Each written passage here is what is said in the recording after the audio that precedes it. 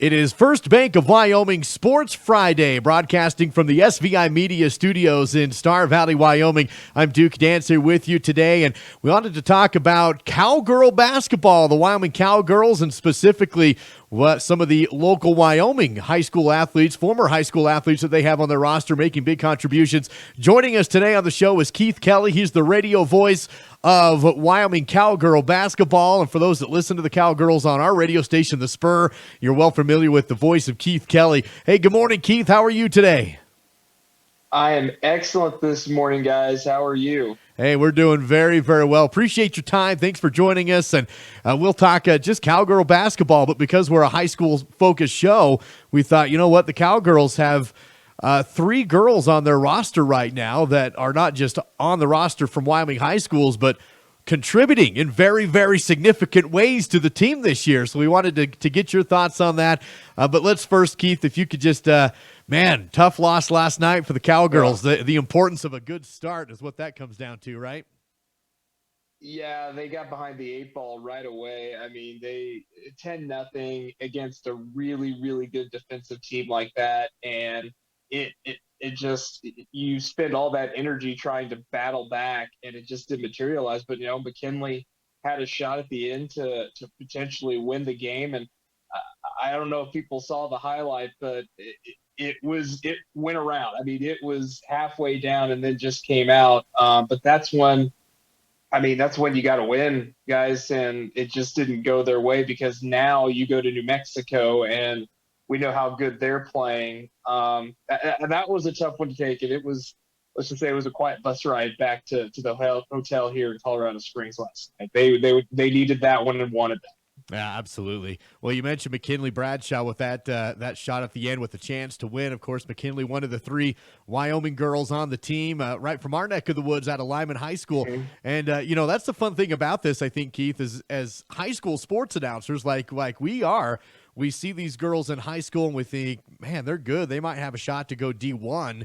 And then they do, even at the University of Wyoming. It's fun to see them kind of blossom and turn into significant contributors for a team like Wyoming.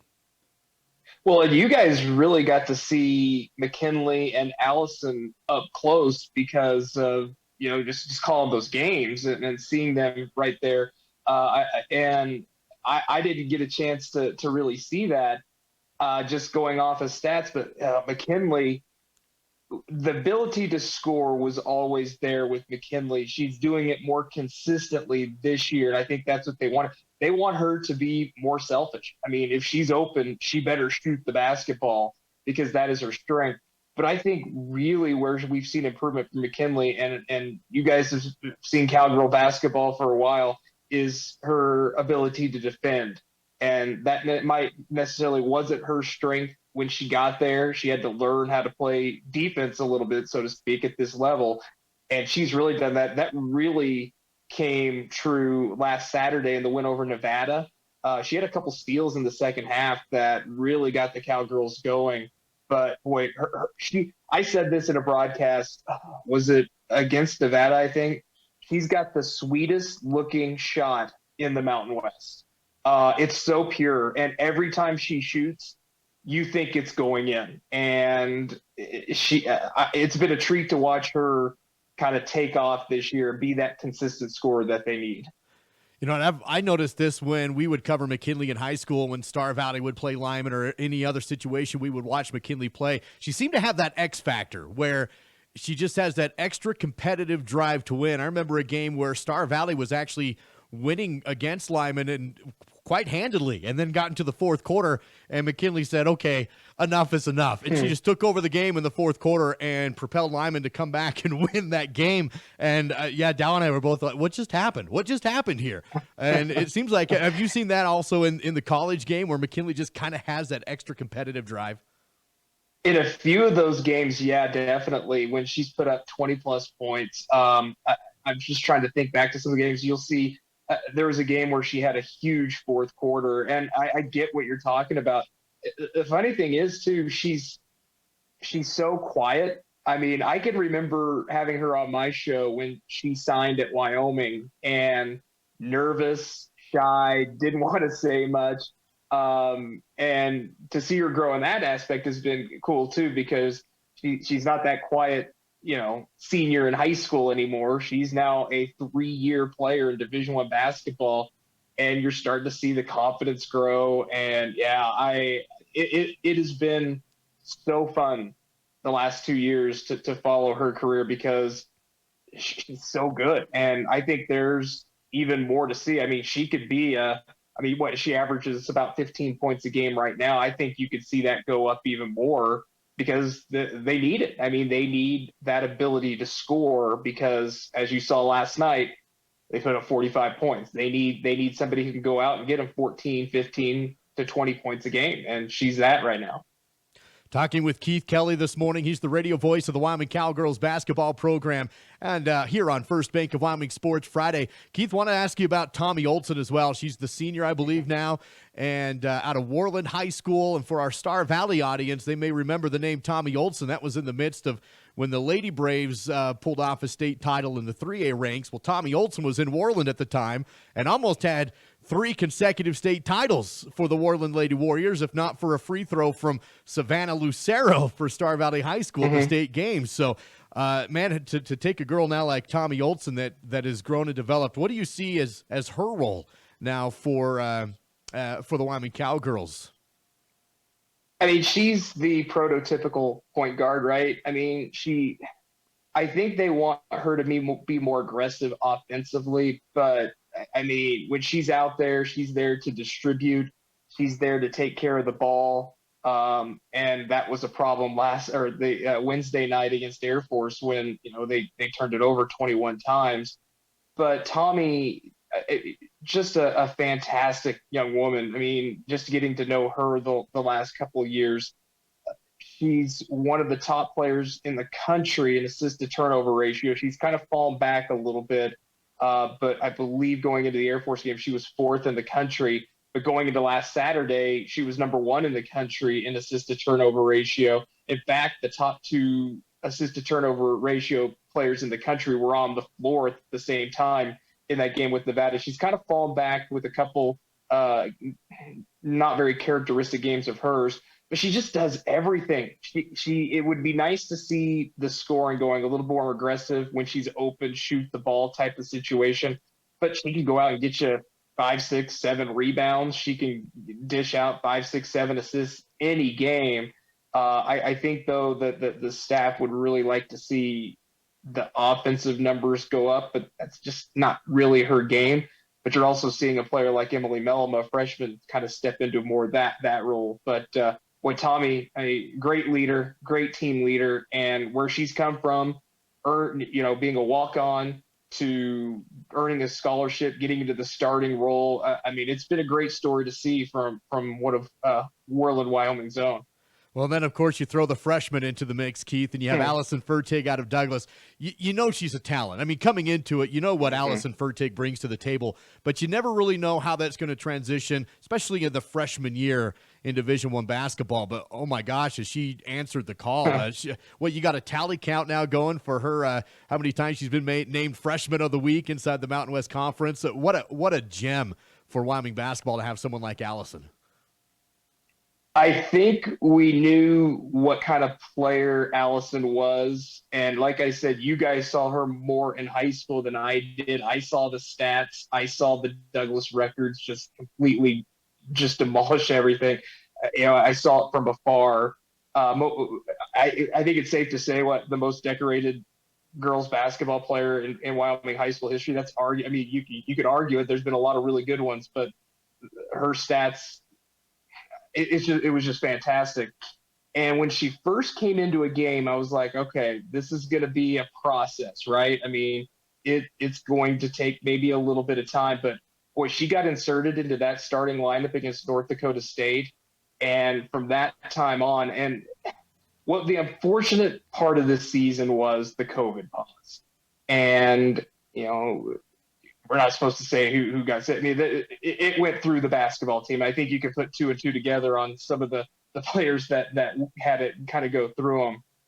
But that set her back some, right? I mean, that's 2 weeks off. And you saw that. It was almost like starting over that New Mexico game. She she couldn't go up and down the floor. I mean, it was a minute and a half into the game, and you're like, oh, we got to get her out. She can't do it. And then she's kind of come back again, and she is as dominant a post player that in the Mountain West. I mean, you look at some of the games against Gonzaga, against Nebraska, against UNLV. They have one of the better post players who was freshman of the year last year, Desiree Young. Some of the post players she's going up against and playing well and dominating. This thing has taken off with her, and it's been from the first game I saw her to where we are now.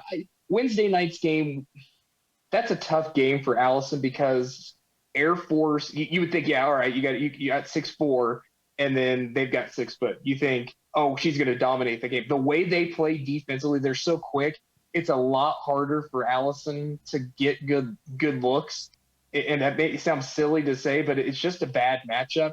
I would expect New Mexico to be a tough matchup just from their ability to get up and down the floor. But let's not forget that was their first game back from COVID. I would expect Allison to have a little better game. But, I mean, guys, she's the real deal and just a freshman. And she's definitely in the running for freshman of the year in the Mountain West, if not the leader in the clubhouse right now. And who knows, by the time this thing's all said and done, she could be one of the best basketball players we've seen at Wyoming. The direction this is going, the potential is definitely there. And I'm talking about, we think of some of the great players over the years from the state of Wyoming: Hillary Carlson, Aubrey Vandiver. I'm probably right there before it's all said and done, I think. We're with Keith Kelley today on First Bank of Wyoming Sports Friday, talking about Wyoming Cowgirls basketball and specifically the Wyoming high school graduates that are now on the Cowgirls team. Keith, we look at this roster and these girls that are from Wyoming that are here making really significant contributions to the program. Do you think it's just, I don't want to say a fluke, but do you think it's just because of coincidence that the team has these 3 players from Wyoming on it, or do you see the Wyoming Cowgirls really refocusing their efforts on recruiting in Wyoming and trying to get some of the top girls basketball athletes from the state to go to the program? If there's a player that this staff, and you go back to Joe Legursky in 2003 and his ability to recruit the state, Wyoming Cowgirl basketball really does a good job of identifying the best players in this state. And I go back because that's when I first came to Wyoming, was 2003. And I saw some of the really good players. And I know some of them have gotten out, but it wasn't for a lack of trying to recruit. I mean, you think about, who was it, Robbie Ryan at Sheridan. I mean, she's going to Arizona State and excelling there. You think about the girl in the Trone. I can't think of her name right off the top of my head, but she went to Stanford. I mean, Jordan Kelley went to Washington State, but found her way back to Wyoming. It's not like Wyoming's not going out and recruiting these girls, but they will identify the top talent in this state. And if it gets out, so be it. But most of the time it doesn't. And it's going to work out in Laramie. The focus is always there to recruit the state of Wyoming. It just is for the Wyoming Cowgirls. And I just think it's been an incredible run of really good basketball players in girls basketball in the state that want to play for Wyoming and look forward to playing for Wyoming, that want to put that jersey on. And I think, and I don't want to speak for Jordan Kelley, I think you ask her again, she's like, I probably should have gone to Wyoming from the get-go right out of high school in Gillette. But you can't blame somebody for wanting to go see if they can go Power 5 and do so sort of things. But this staff knows the importance of recruiting in this state and getting the best players that they think can play at this level. And it's work. I mean, shoot, they got 3 players in the starting lineup, right? And this is a team that went to the NCAA tournament last year. It's pretty cool to see sometimes. And I know how much the fans love to see the local players stay in state. Well, Keith, we appreciate your time. Be interesting to see what the future holds for Wyoming Cowgirl basketball and how many more in-state recruits end up making contributions to that team from the state of Wyoming. That's Keith Kelley, radio voice of the Wyoming Cowboys on First Bank of Wyoming Sports Friday. Keith, thank you so much for your time, and we look forward to hearing you back on the airwaves. You guys do such a great job. Thank you so much for having me, and anytime. Thank you so much. It's all part of First Bank of Wyoming Sports Friday on SBI Media.